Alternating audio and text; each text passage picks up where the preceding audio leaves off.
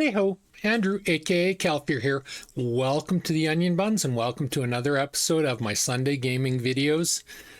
This week we're going to be talking about my third MMORPG I ever played, Dark Sun Online Crimson Sands. But before that, here's a short message.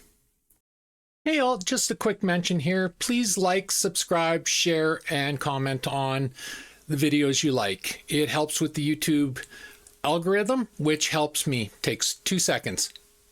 So thanks in advance. Alrighty, Crimson Sands, Dark Sun Online, DSO. It was an interesting game.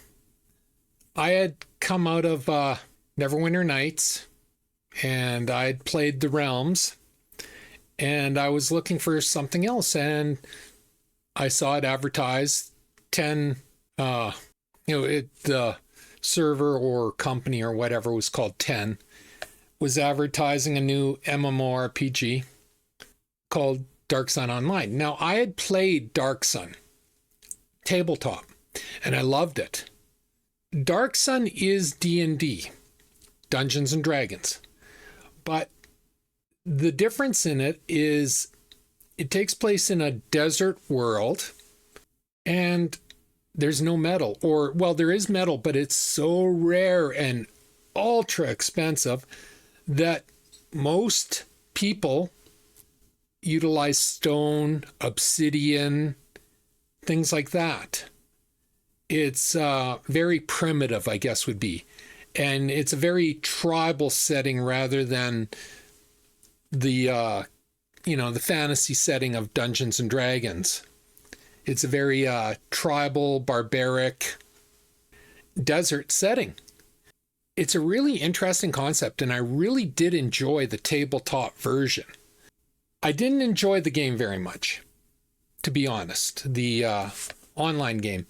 And you're going to see why. I'm going to start playing a couple videos above running them while I'm talking. The first video you're going to see is a short trailer for DSO, free-to-play server, I guess it would be.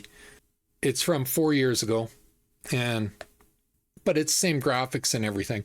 The second I play it's another 4-year-old video I found online. It's not of DSO, it's of Dark Sun Online, Ravaged Lands, I think it's called. It's the solo game, which I do have on GOG.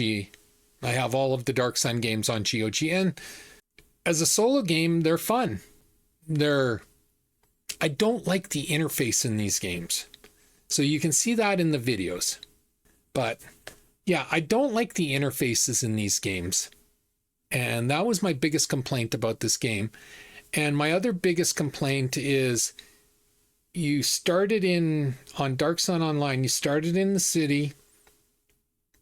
There was a zone next to it that was farming area that you could fight and level up in. And then the next zone in, it was open PvP. And as I've spoken in the other videos, uncontrolled PvP kills your game.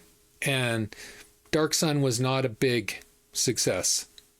And the unrestricted PvP was a main reason. What would happen is you would leave that farming zone because you had to zone from zone to zone, kind of like EverQuest did, or Neverwinter Nights did, the Realms did.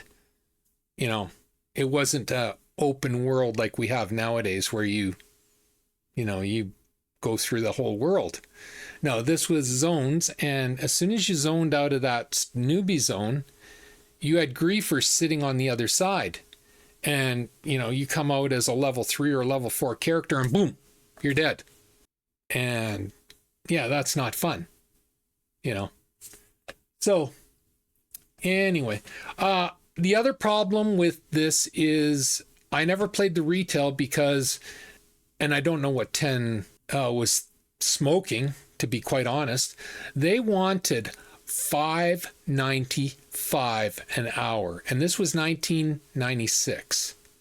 $5.95 an hour in 1996 is like asking for, without doing a proper conversion, I'm going to say it's around $20 an hour nowadays.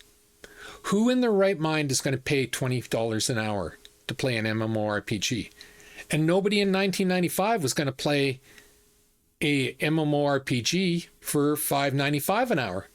I mean, I left Neverwinter Nights because they were trying to charge me $20 for 20 hours and then $3.95 an hour. And that's the reason I left. It's like, no, I want a flat subscription. And so, yeah, so I don't know what 10 was thinking, what they were smoking, but there was no way in hell I was going to pay $5.95 an hour to play this game. You know, just wasn't happening. That simple. So anyway, let's see what Wiki has to say on this. All right. Dark Sun Online, Crimson Sands was an early massively multiplayer online role-playing game that was developed and published by Strategic Simulations Incorporated. And they do the gold box games that I am so in love with, and I've shown you before. In 1996 for Windows 95. Dark Sun Online was based on a licensed Dark Sun campaign setting for the Advanced Dungeons & Dragons tabletop role-playing game. It was one of the first truly graphical MMORPGs. It was the third. There was Neverwinter Nights, there was The Realms, there was DSO, and then Meridian 59 came after this. Dark Sun Online was one of the first fully graphical MMORPGs to feature a number of features popularized by later games like Ultima Online, such as nearly unrestricted player versus player combat. Okay, again, this is my issue with Wiki, is they don't tell you the truth.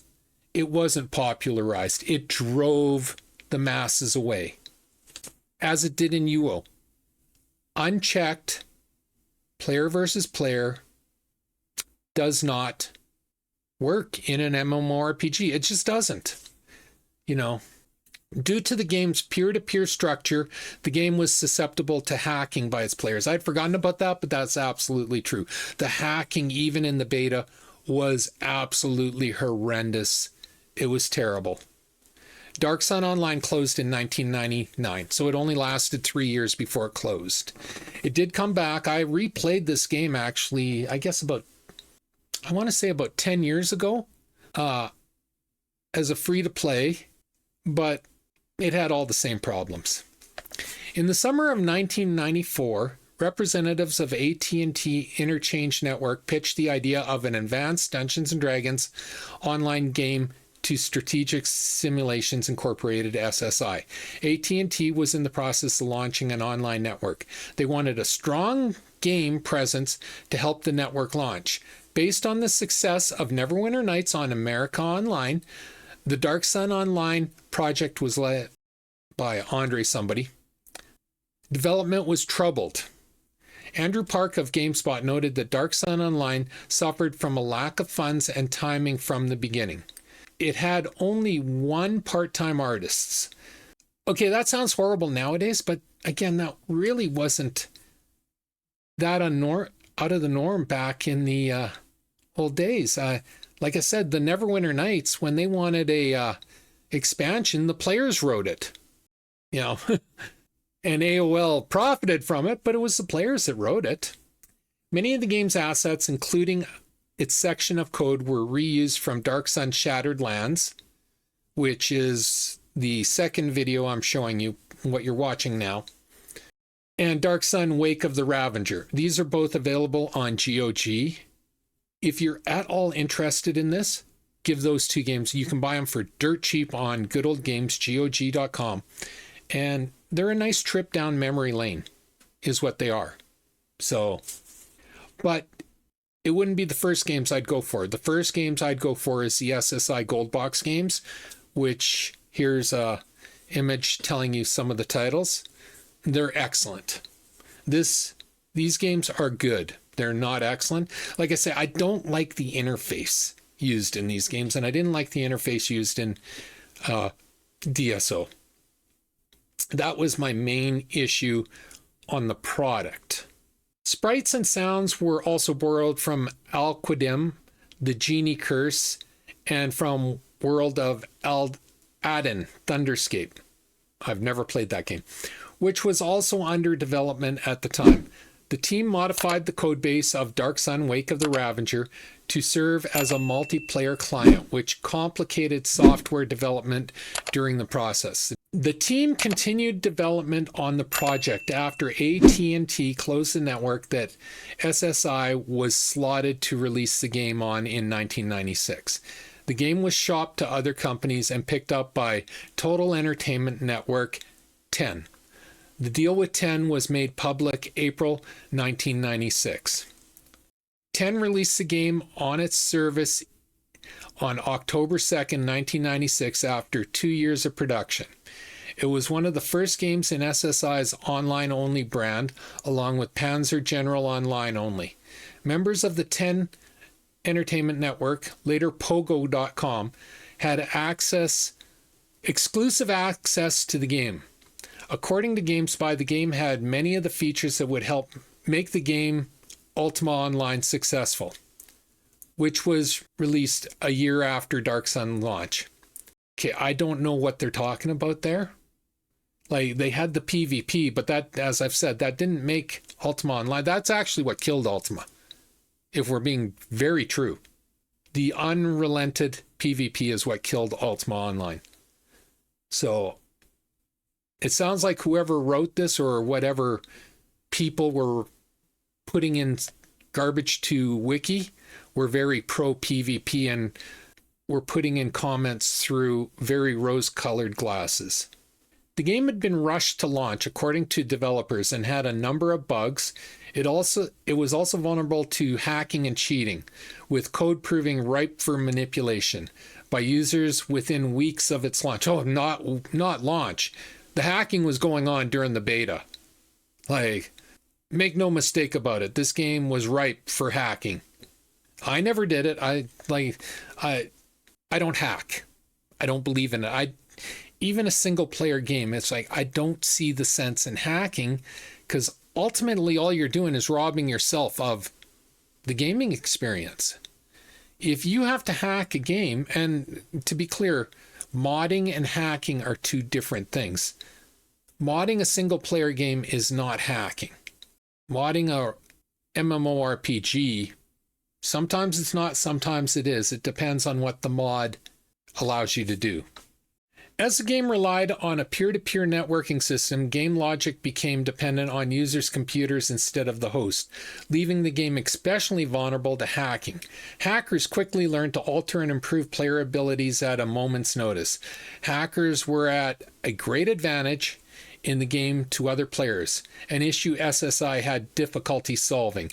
In April 1997, Strategic Simulations released a major update for the Dark Sun Online that separated the game into law and chaos regions in reaction to trends player behavior.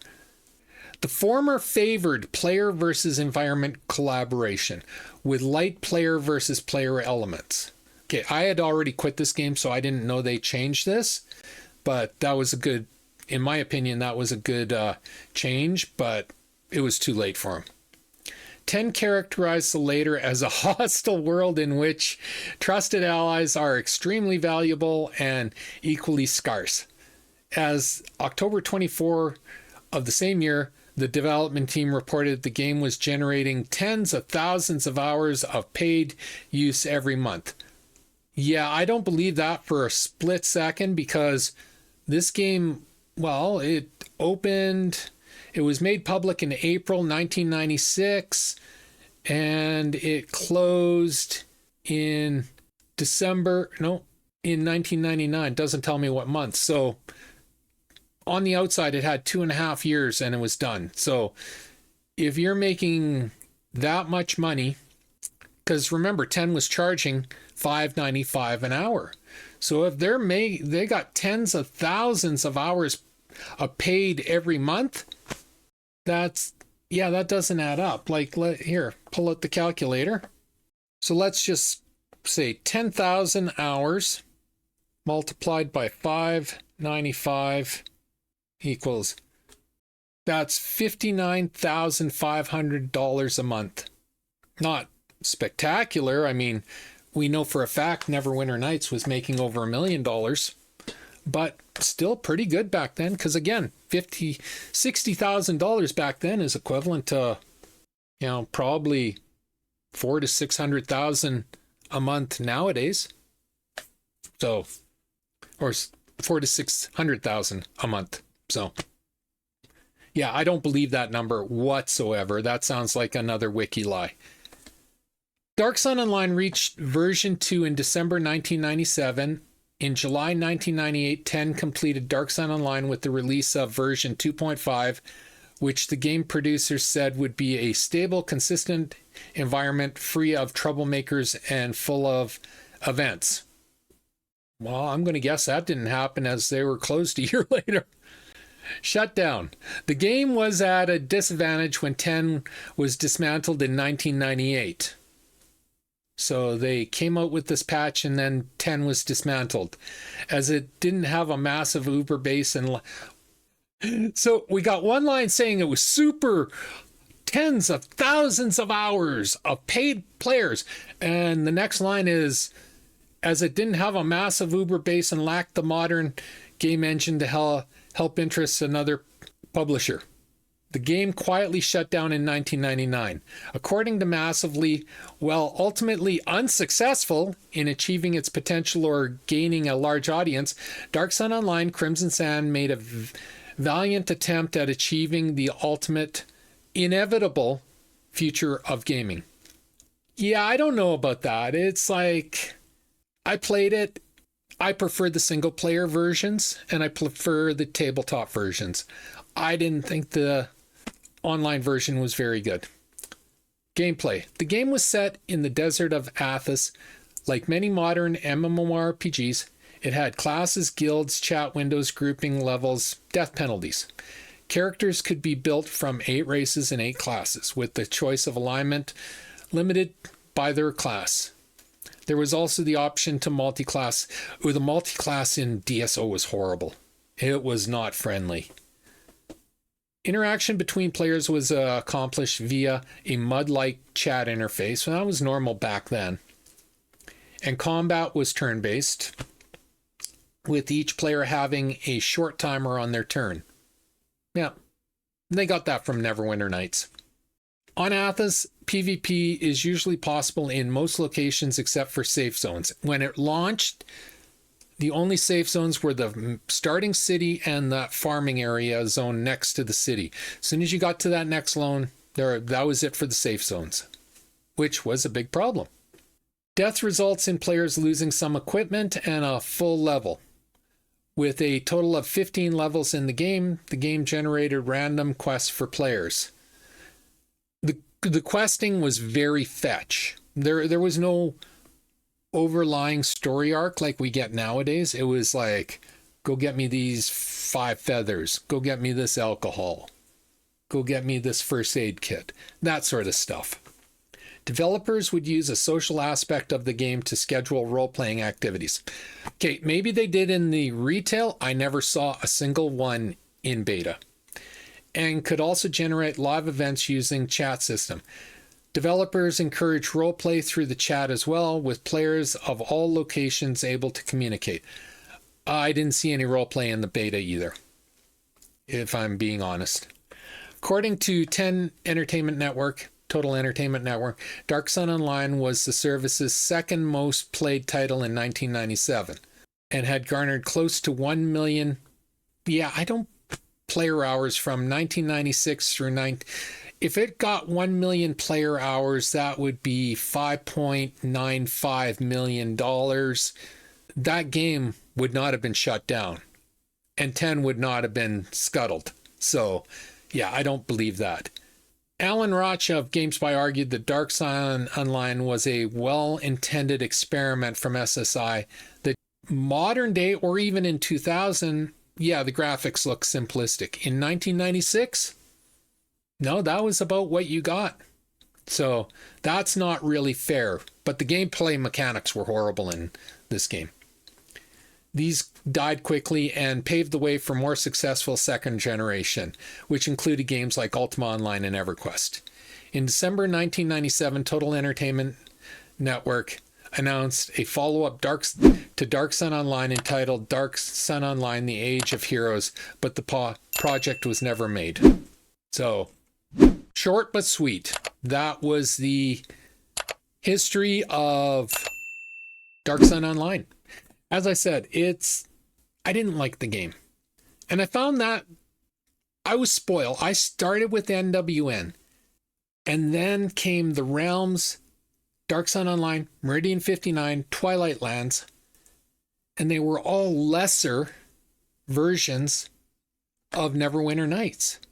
It wasn't until UO that Ultima Online changed the genre when it released.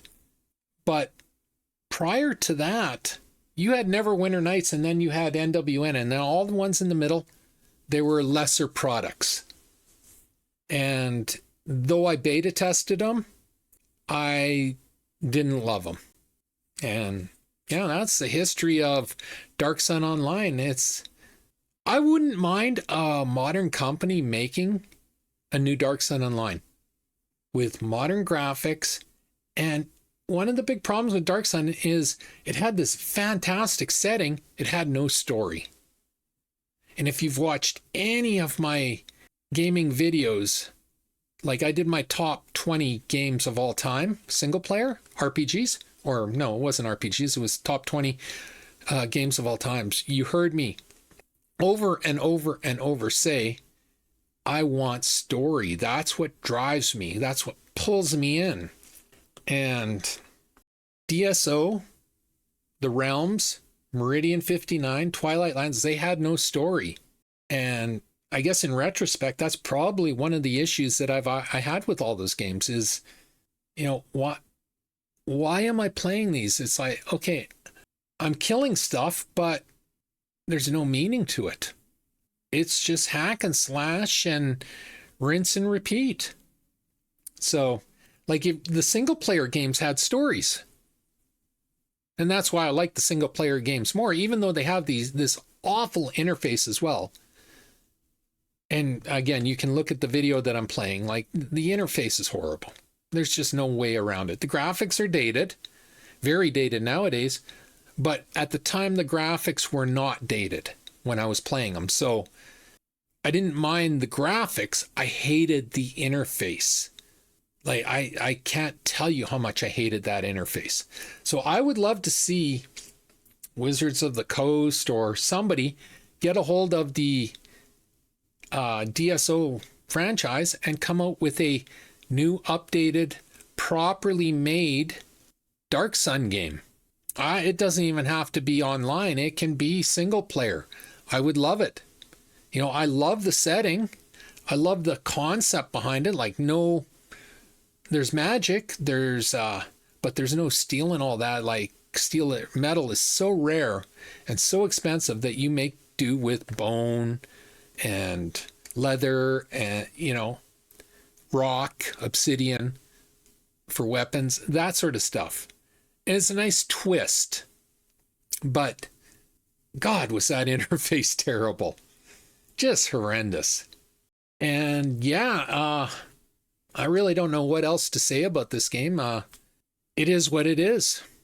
I don't know how much it influenced. Like, they say it influenced the MMORPG genre, but I pretty much alpha tested and beta tested every MMORPG from Neverwinter or from the Realms to Rift, or actually even SWTOR.